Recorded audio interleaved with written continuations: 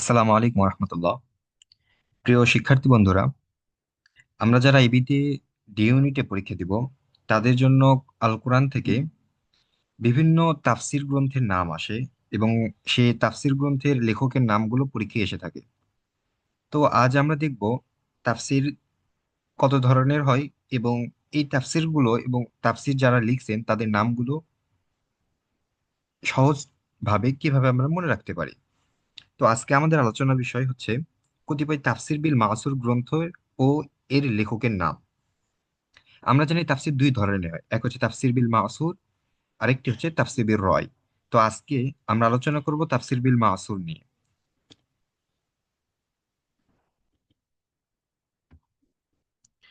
আচ্ছা, প্রথমত আমরা খেয়াল করি যে তাফসির বিল মাসুর কাকে বলে। তো এখানে সংজ্ঞাতে বলা হয়েছে যে আল কোরআনকে যদি আল কোরআনের আয়াত হাদিস সাহাবী রাদিয়াল্লাহু তাআলা আনহুম বা তাবেঈদের কথা দ্বারা ব্যাখ্যা করা হয় অথবা তাফসির করা হয়, সেই তাফসিরকে তাফসির বিল মাসুর বলে। আর তাফসির বিল রয় কাকে বলে এটা আমরা পরবর্তীতে কোনো একদিন দেখবো ইনশাল্লাহ। আজকে যেহেতু আমাদের আলোচনার বিষয়বস্তু তাফসির বিল মাসুর, তো সেক্ষেত্রে এটা নিয়েই আমরা আলোচনা করি। তো এখানে যে সংজ্ঞাতে বলছে যে যদি আল কোরআনকে ব্যাখ্যা করার জন্য ব্যাখ্যার বিষয়বস্তু অথবা যত সহজভাবে বোঝানো যায় এটা যদি কোরআনের আয়াত থেকেই নিয়ে আসা হয়, দলিলগুলো কোরআনের আয়াত থেকেই দেওয়া হয় অথবা হাদিস থেকে দেওয়া হয়, অথবা সাহাবী অথবা তাবিঈদের এই চার ক্যাটাগরি থেকে যদি ব্যাখ্যাগুলো নেওয়া হয় অথবা দলিলগুলো নেওয়া হয়, নিয়ে যে ব্যাখ্যাটা করা হবে ওই তাফসিরকে বলা হবে তাফসির বিল মাসুর। তো আমাদের ইবি ইউনিটের জন্য অনেক তাফসির মনে রাখতে হয়, অর্থাৎ এই তাফসির গুলোর নাম প্লাস তাফসির গ্রন্থগুলো কারা লিখছে ওনাদের নাম আমাদের মুখস্থ করতে হয়। তন্মধ্যে আমরা 6টি তাফসির গ্রন্থের নাম এখানে নিয়ে আসছি যেগুলো আমরা মুখস্থ করতে হবে। তো খেয়াল করুন, আমাদের প্রথম নম্বরে আছে তানবীরুল মিকিয়াস, এটা লিখছে হচ্ছে ইবনে আব্বাস রাদিয়াল্লাহু তাআলা আনহু। দ্বিতীয় নম্বরে আছে জামিউল বায়ান ফি তাফসিরুল কোরআন, এই গ্রন্থটি লিখছে ইবনে জারির আত-তাবারি। 3 নম্বর তাফসির গ্রন্থ বাহরুল উলুম, লিখেছেন আবুল লাইস সমরকান্দি। 4 নম্বর তাফসির গ্রন্থ মাআলিমুত তানজিল, লিখেছেন আল হুসাইন আল বাগবি। 5 নম্বর তাফসির তাফসিরুল কোরআনিল আযীম, লিখেছেন ইবনে কাসির। 6 নম্বরে আছে আদ-দুরুল মানসুর, লিখেছেন হচ্ছে জালালউদ্দিন আস-সুয়ুতী রাহিমাহুল্লাহ। তো ঠিক আছে, এইটা তো আমরা মুখস্থ করবই, কিন্তু এরপরে যখন তাফসির বির রয় আমরা পড়বো তখন এরকম 6-7টা গ্রন্থ এবং তাদের গ্রন্থাগারের নাম আমাদের মুখস্থ করতে হবে। তো এত কিছু মুখস্থ করার পরও অনেক সময় হচ্ছে যে আমরা ভুলে যাই বা গুলিয়ে ফেলি যে কোন তাফসির গ্রন্থটা কোন লেখক লিখেছেন। তো সেই জন্যই আমাদের আজকের আয়োজন, আমরা যেন এটা মুখস্থ করার পর আর কখনোই আমরা ভুলে না যাই। এই পরিপ্রেক্ষিতে আমরা কিছু ট্রিক্স নিয়ে এসেছি, যে সহজে মনে রাখার ট্রিক্স। আমরা যে ছন্দটা ইউজ করেছি এটা অনেক হাস্যকর হইলেও এটা আমাদের বিপদের সঙ্গী হবে ইনশাআল্লাহ। আমি মনে করি যখন এই মুখস্থ যখন পরীক্ষার হলে যাওয়া হয় তখন অনেক ক্ষেত্রেই আমাদের মুখস্থটা কাজে আসে না। তখন যদি আমরা কোনো ট্রিক্স দিয়ে এগুলো মনে রাখার চেষ্টা করি তো সেই ক্ষেত্রে আমাদের জন্য এটা মনে করা অথবা সেই অনুযায়ী অ্যান্সার করা আমাদের জন্য অনেকটা সহজ হয়ে যায়। তো আজকের যে তাফসির বিল মাসুরের গ্রন্থ এবং গ্রন্থাগারের যে নাম, সেগুলো আমরা এই ছোট্ট কিছু ছন্দের মাধ্যমে মুখস্থ রাখবো। তো এখানে বলা হয়েছে যে মিকাইলের আব্বা মনের জ্বালায় জমিনে বাড়াবাড়ি করতেছে।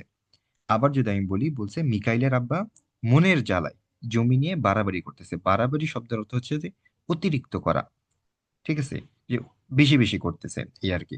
তো এই মিকাইল শব্দটি থেকে আমরা মনে রাখবো কি তানবীরুল মিকিয়াস। আবার বলি, প্রথম শব্দটা হচ্ছে তাফসির গ্রন্থের নাম, পরের ওয়ার্ডটাই হচ্ছে গ্রন্থাগারের নাম অর্থাৎ যিনি লিখেছেন লেখকের নাম। প্রথম শব্দটা গ্রন্থের নাম এবং দ্বিতীয় শব্দটা হচ্ছে যিনি লিখেছেন লেখকের নাম, ওই লেখকের নাম। তো মিকাইলের আব্বা থেকে আমরা মনে রাখবো মিকাইল থেকে তানবীরুল মিকিয়াস, এটা একটা তাফসির গ্রন্থ। এবং আব্বা থেকে মনে রাখবো ইবনে আব্বাস, ইনি হচ্ছে লেখক।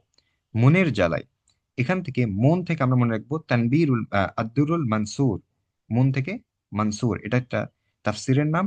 আর জ্বালায় থেকে মনে রাখবো জালালউদ্দিন, লিখেছেন কে? জালালউদ্দিন আস-সুয়ুতী রাহিমাহুল্লাহ। এই তো, তাহলে আমাদের সহজে কিন্তু দুইটা তাফসির গ্রন্থ এবং এর লেখকের নাম মনে রাখা বা মুখস্থ করা হয়ে গেল।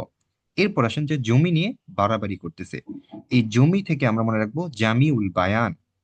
আর বাড়াবাড়ি থেকে এই লাস্টের দুই অক্ষর যে বাড়ি, এখান থেকে মনে রাখবো আত্মাবাড়ি।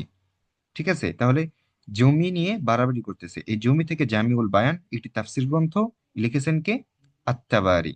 ঠিক আছে, পরের অংশে দুই যে যাই, এখানে বলছে যে তানজিল আর হুসাইন কুরআনিল আজিম দেখে ইবনে কাসিরকে বলল।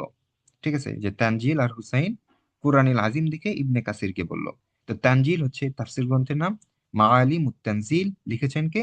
এই তো আল হুসাইন আল বাগাবী রাহিমাহুল্লাহ। ঠিক আছে, তাহলে তানজিল থেকে আমরা মনে রাখবো মাআলিম তানজিল, আর হুসাইন থেকে মনে রাখবো আল হুসাইন, যিনি লেখকের নাম। কুরআনিল আজিম তো এটা একটা তাফসির গ্রন্থের নাম, যে তাফসিরের কুরআনিল আজিম লিখেছেন কে? এই তো ইবনে কাসির। ঠিক আছে, তাহলে তানজিল আর হুসাইন কোরআনুল আজিম থেকে ইবনে কাসিরকে বলল, কি বলল? বাহ, নাইস। নাইস না বলে তিনি কি বলেছেন? লাইস। তো বাহ থেকে আমরা মনে রাখবো বাহরুল উলুম, এবং লাইস থেকে আমরা মনে রাখবো আবুল লাইস। লিখেছেন কে? বাহরুল উলুম লিখেছেন আবুল লাইস। তাহলে প্রিয় শিক্ষার্থী বন্ধুরা, আমরা যদি যখন আপনাদেরকে বললাম যে এই ছয়টা তাফসির গ্রন্থ প্লাস এর লেখকের নাম আমাদের মুখস্থ করতে হবে, তখন কিন্তু অনেকেরই এটা ভয় কাজ করতেছিল যে এতগুলো নাম আমরা কিভাবে মুখস্থ করব। ছয়টা নাম মুখস্থ করতে সহজ মনে হইলেও পরবর্তীতে যখন আমরা পরের ক্লাসে তাফসির বির রয়িন আলোচনা করব, সেখানেও ছয়টা নাম বা সাতটা নাম থাকবে। এই মোট 13টি নাম হইলো। এরপর হাদিস গ্রন্থে অনেকগুলো হাদিসের কিতাবের নাম থাকবে, তাদের লেখকের নাম থাকবে। তো এত এত কিতাব এবং লেখকের নাম যদি আমরা মুখস্থ করতে যাই, তাহলে সেক্ষেত্রে অনেকটাই ভুলে যাওয়ার আশঙ্কা থাকে, এবং আমরা এগুলো গুলিয়ে ফেলারও আশঙ্কা থাকে। তো সেই ক্ষেত্রে সেই দিক বিবেচনা করে আমরা কি করেছি, এই ছোট্ট একটি ট্রিক্সের আয়োজন করেছি, যে সহজে আপনারা কিভাবে এগুলো মনে রাখবেন। তো আশা করি এটা আপনাদের উপকারে আসবে ইনশাআল্লাহ। এবং কখনোই একবার মুখস্থ করার পর যদি ছন্দটা কখনো মনে থাকে, তাহলে পরবর্তীতে পরীক্ষার হলে হোক অথবা যে কোনো সময় এটা কিন্তু আপনারা কখনো আর ভুলবেন না ইনশাআল্লাহ। তো আজকের মতো আমরা এখানেই শেষ করছি। আগামী কোনো ক্লাসে ইনশাআল্লাহ আমরা তাফসীরের রয় নিয়ে আলোচনা করব, সহজভাবে উপস্থাপন করার চেষ্টা করব। আজকের মতো এখানে বিদায় নিচ্ছি। আসসালামু আলাইকুম রহমতুল্লাহ।